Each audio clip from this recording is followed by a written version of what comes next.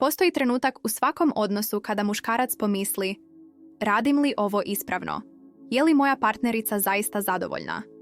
Većina muškaraca vjeruje da je penetracija dovoljna, no istina je potpuno drugačija. Čak 70% žena priznaje da orgazam doživljava prvenstveno kroz stimulaciju klitorisa, a ne samo kroz odnos. Ako nikada niste čuli ovakav podatak, možda upravo sada otkrivate razlog zašto vaša partnerica često šuti, okreće se ili glumi zadovoljstvo. Ovo je tabu tema, ali danas ćemo ga razbiti. Ostanite sa mnom do kraja, jer ono što ću vam otkriti može zauvijek promijeniti vaš intimni život i način na koji doživljavate bliskost. Dragi moji, dobrodošli. Ja sam dr. Marija Kovačević, specijalistica za intimno zdravlje, zdravo starenje i ljudsko ponašanje. Danas otvaramo temu o kojoj se rijetko govori otvoreno, ali koja je presudna za kvalitetu intimnog života, kako muškarac može na pravi način prodrijeti i stimulirati klitoris svoje partnerice. Odlučila sam govoriti o ovome jer gotovo svakodnevno u ordinaciji čujem ista pitanja i ista razočaranja. Žene koje priznaju da rijetko doživljavaju orgazam i muškarce koji su zbunjeni jer misle da sve rade kako treba. To nije pitanje ljubavi, već nedostatka znanja. A upravo se to znanje može naučiti i primijeniti. Možda mislite da je dovoljno biti strastven, ali istina je da ono što često smatrate normalnim navikama u krevetu zapravo može sabotirati zadovoljstvo vaše partnerice. U ovom videu želim vam pokazati gdje se kriju te pogreške, kako ih ispraviti i kako uistinu razumjeti žensko tijelo. I prije nego što krenemo dalje, iskoristite trenutak da se pretplatite na kanal i ostavite u komentarima jeste li se ikada pitali o ovoj temi ili imate li nedoumice. Tako ću znati donijeti sadržaj koji vam zaista koristi. Ostanite do kraja, jer ono što ću vam otkriti možda će promijeniti ne samo vaš intimni život, nego i cijeli odnos s partnericom. Zašto većina muškaraca griješi i što žene zaista žele? Kada muškarci sjednu predame u ordinaciji, često vidim na njihovim licima istu mješavinu zbunjenosti i nesigurnosti.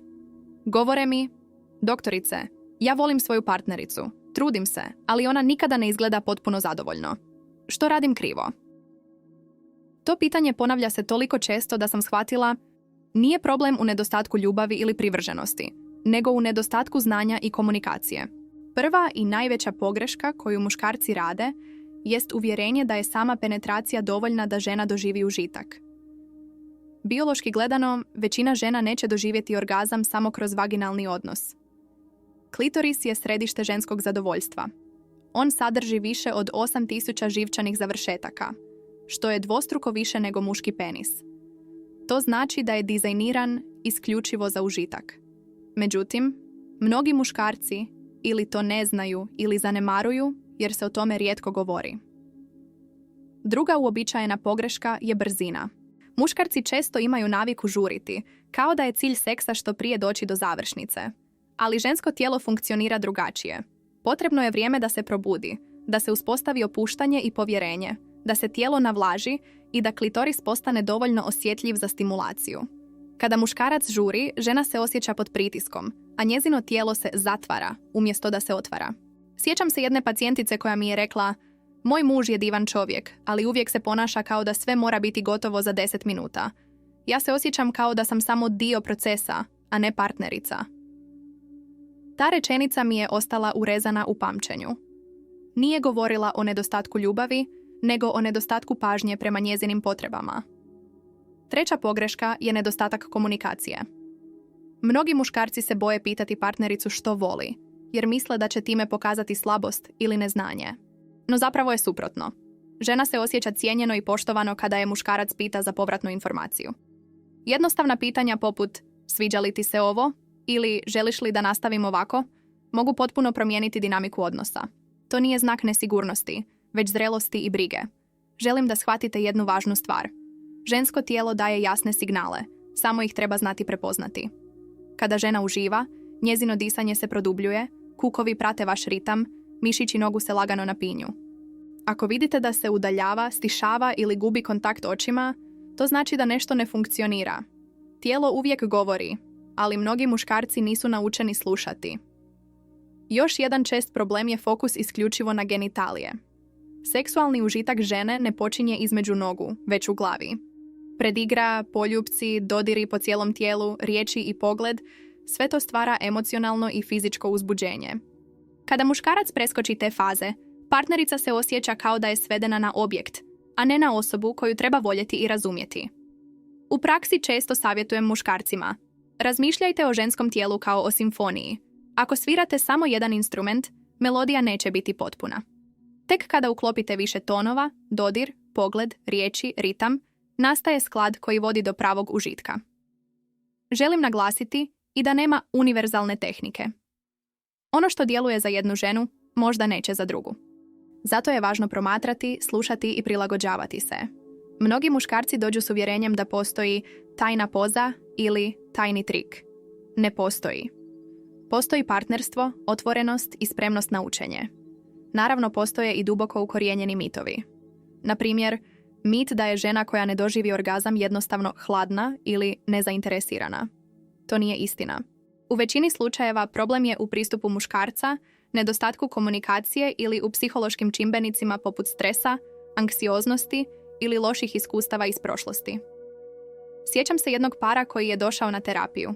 On je bio uvjeren da s njom nešto nije u redu, jer nikada nije doživjela orgazam tijekom penetracije. Kada sam im objasnila da je to normalno i da većina žena doživljava vrhunac kroz stimulaciju klitorisa, vidjela sam olakšanje na njezinom licu i zbunjenost na njegovom. Bilo mu je teško prihvatiti da je sve što je mislio znati zapravo nepotpuno znanje. Ali upravo tada je počelo njihovo pravo putovanje prema bliskosti. Za kraj ovog poglavlja želim vam poručiti: ako želite biti bolji ljubavnik, prestanite se pitati jeste li dovoljno dobri u smislu trajanja ili snage.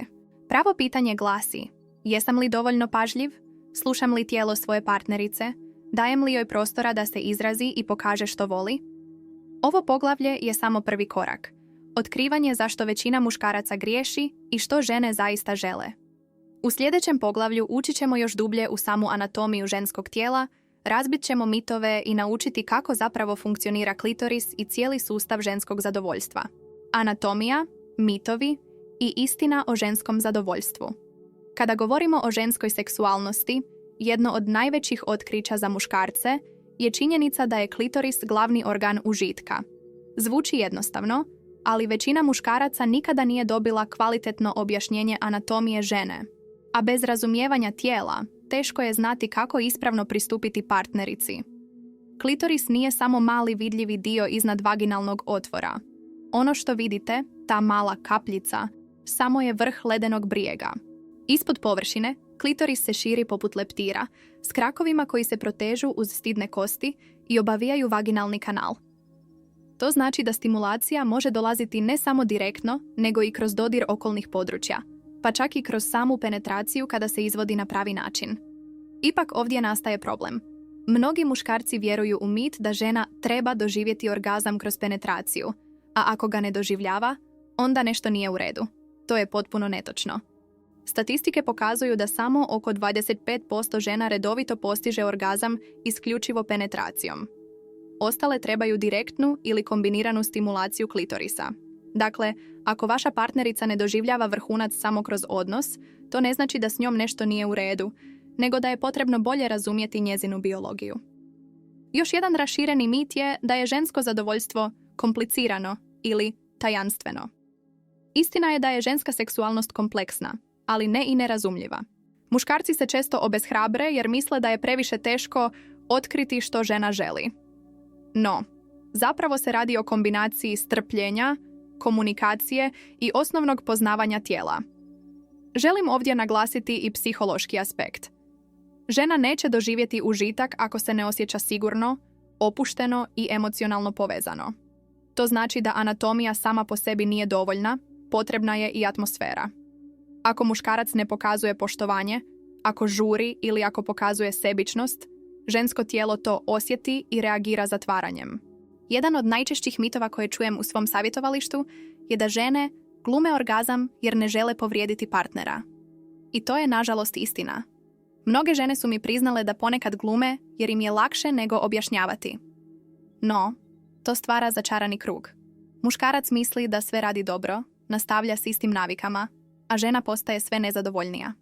Kada se jednom probije ta šutnja, i kada muškarac shvati da je u redu pitati i učiti, dinamika se mijenja. Sjećam se jedne pacijentice, 42-godišnjakinje, koja je rekla: nisam htjela povrijediti svog muža, pa sam glumila. Ali nakon godina takvog ponašanja izgubila sam želju za seksom. Nisam ga više mogla gledati kao nekoga tko brine o meni, već kao nekoga kome trebam udovoljiti. To je snažna poruka. Neznanje i mitovi ne samo da smanjuju užitak, već i uništavaju intimnost i povjerenje. Još jedan mit je vezan za godine. Mnogi muškarci misle da žene nakon menopauze više ne žele seks. To također nije istina.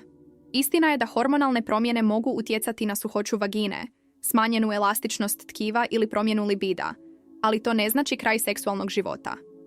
Zapravo, uz pravu brigu, komunikaciju i ponekad medicinsku pomoć, žene u zrelijim godinama mogu imati jednako bogat, pa čak i ispunjeniji seksualni život. Muškarci često zaboravljaju da je i stimulacija glave jednako važna kao i stimulacija tijela. Žena uživa u osjećaju da je poželjna, da je viđena i da se netko trudi za nju. Kada muškarac kombinira fizičku stimulaciju s riječima, pogledom, dodirom po cijelom tijelu, stvara se iskustvo koje je daleko dublje od same anatomije. Želim spomenuti i mit da je veličina penisa presudna. Istina je potpuno drugačija. Za većinu žena, mnogo važniji od veličine je način na koji se muškarac odnosi prema njima. Tempo, osjećaj, pozornost na detalje. Klitoris i okolna područja reagiraju na ritam i pritisak, a ne na dužinu. Previše muškaraca nepotrebno nosi teret uspoređivanja, umjesto da se fokusira na ono što doista donosi užitak partnerici. Jedna važna stvar o kojoj se malo govori jest to da ženski orgazam može izgledati različito. Kod nekih žena dolazi brzo, kod drugih sporije. Nekima je potrebna stalna stimulacija, drugima kombinacija pauza i nastavaka. Nema jednog recepta. I to je ono što čini seks uzbudljivim, prilagodba partnerici, promatranje njezinog tijela i učenje kroz iskustvo. Želim vam reći još nešto važno. Žene žele da muškarci budu zainteresirani za njihovo zadovoljstvo. Kada partner pokaže volju da pita, da uči i da se trudi, to ženama znači više nego sama tehnika. To stvara osjećaj sigurnosti i povezanosti, koji je preduvjet za fizičko zadovoljstvo. Dakle, istina o ženskom zadovoljstvu je jednostavna, ali zahtijeva promjenu u načinu razmišljanja. Nije stvar u trikovima ili tajnim tehnikama, nego u tome da odbacite mitove, razumijete anatomiju i otvorite prostor za iskrenu komunikaciju. U idućem poglavlju pokazat ću vam što konkretno možete učiniti kako biste primijenili ovo znanje. Koje tehnike stimulacije djeluju, kako kombinirati penetraciju i stimulaciju klitorisa, te koje navike mogu u potpunosti transformirati vaš intimni život. Tehnike, komunikacija i rješenja za intimni život. Sada kada razumijemo koliko je klitoris važan i zašto mitovi otežavaju žensko zadovoljstvo, želim s vama podijeliti ono što svi muškarci zapravo žele znati. Što konkretno mogu učiniti da svojoj partnerici pružim više užitka i bliskosti? Prvi i najvažniji korak je komunikacija. Znam da mnogima ovo zvuči previše jednostavno, možda čak i neugodno, ali pitati partnericu što voli nikada ne znači slabost. To znači zrelost i istinsku brigu. Kada postavite pitanje sviđa li ti se ovako ili želiš li da probamo drugačije, šaljete poruku da vam je njezino iskustvo jednako važno kao i vaše. To stvara povjerenje, a povjerenje je preduvjet za opuštenost i orgazam. Drugi važan element je ritam. Muškarci često misle da moraju biti snažni i brzi, no ženama je najčešće potrebno da kretanja budu postupna, ritmična i usklađena s njihovim disanjem i reakcijama. To znači da promatrate partnericu, slušate njezine uzdahe, gledate kako se tijelo miče. Ako osjetite da se ukočila ili povukla, usporite. Ako se opustila i krenula vam u susret, nastavite u tom ritmu. Kada govorimo o tehnikama, želim naglasiti da stimulacija klitorisa ne znači uvijek samo izravan pritisak. Kod mnogih žena je klitoris izuzetno osjetljiv i preintenzivan dodir može biti neugodan. Zato je važno započeti polako. Nježni kružni pokreti prstima, dodir jezikom, pa čak i dodir kroz okolnu kožu, jer živčani završeci se šire oko cijelog područja. Tek kada primijetite da je partnerica opuštena i reagira pozitivno, možete pojačati intenzitet. Jedna stvar koju često savjetujem svojim pacijentima jest kombinacija. istovremena stimulacija klitorisa i penetracija. Na taj način se povezuje užitak iznutra i izvana, a mnoge žene upravo tako najlakše dožive vrhunac. To se može izvesti ručno, oralno ili uz pomoć partnera koji koristi prste tijekom odnosa.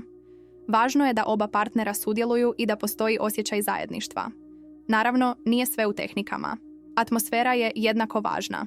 Ako žurite, ako u sobi postoji napetost ili distrakcije, tijelo će se teško opustiti.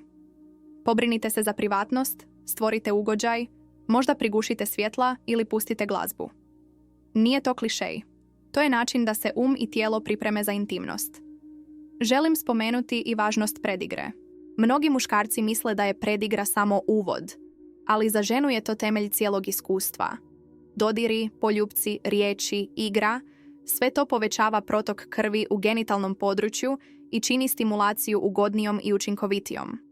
Ako preskočite predigru, tijelo jednostavno nije spremno. Također, prestanite vjerovati u mit da orgazam mora izgledati isto svaki put. Ponekad će žena doživjeti eksplozivan orgazam, ponekad nježniji, ponekad ga možda neće doživjeti, ali će uživati u procesu. Cilj nije rezultat, nego zajedničko iskustvo i bliskost. Kada se makne pritisak na postizanje orgazma, seks postaje mnogo opušteniji i ugodniji. Sada želim dotaknuti i temu kada potražiti stručnu pomoć. Ako vaša partnerica nikada ne doživljava užitak, ili ako imate poteškoća u komunikaciji, to nije znak da nešto nije u redu s vašom vezom. Ponekad su u pitanju hormoni, lijekovi, stres ili traumatska iskustva. U takvim slučajevima, posjet urologu, ginekologu ili seksualnom terapeutu može biti rješenje. Ne treba se sramiti potražiti pomoć. To je znak brige i želje da se odnos poboljša. Jedan par kojeg sam savjetovala borio se s problemom jer je ona osjećala bol pri odnosu, a on se osjećao odbijeno. Nakon detaljne obrade otkrili smo da je riječ o hormonskim promjenama povezanima s menopauzom. Uz odgovarajuću terapiju i puno strpljenja, njihov seksualni život se potpuno promijenio. To je još jedan dokaz da znanje i stručna pomoć mogu otvoriti nova vrata. Praktičan savjet koji uvijek ponavljam muškarcima jest: budite prisutni. Nemojte razmišljati o tome koliko dugo izdržavate, jeste li dobri ili ne. Umjesto toga, usredotočite se na trenutak, na reakcije partnerice, na zajednički ritam.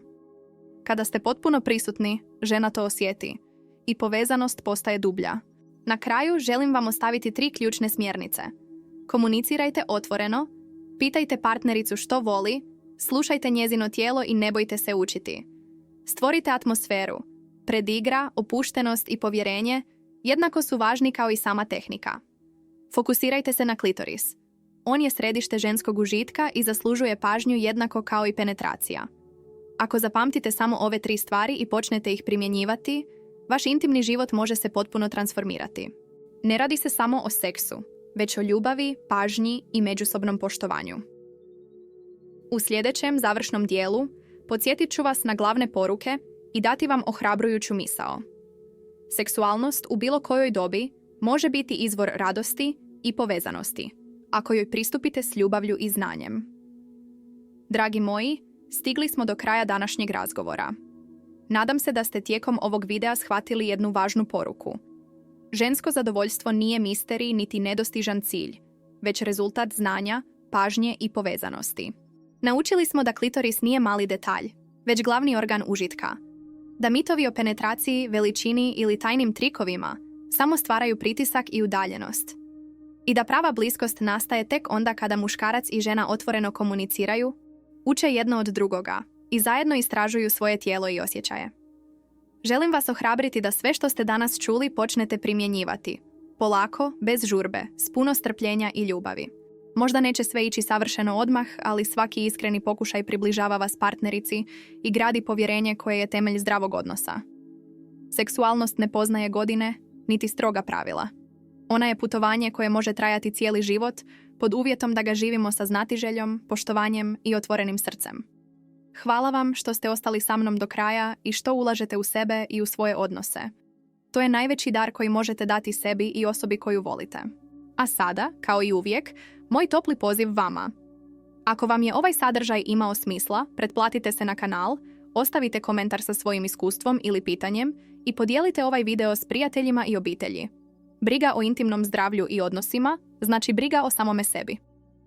Vidimo se uskoro u novom videu s još tema koje će vam pomoći da živite zdravije, ispunjenije i povezanije.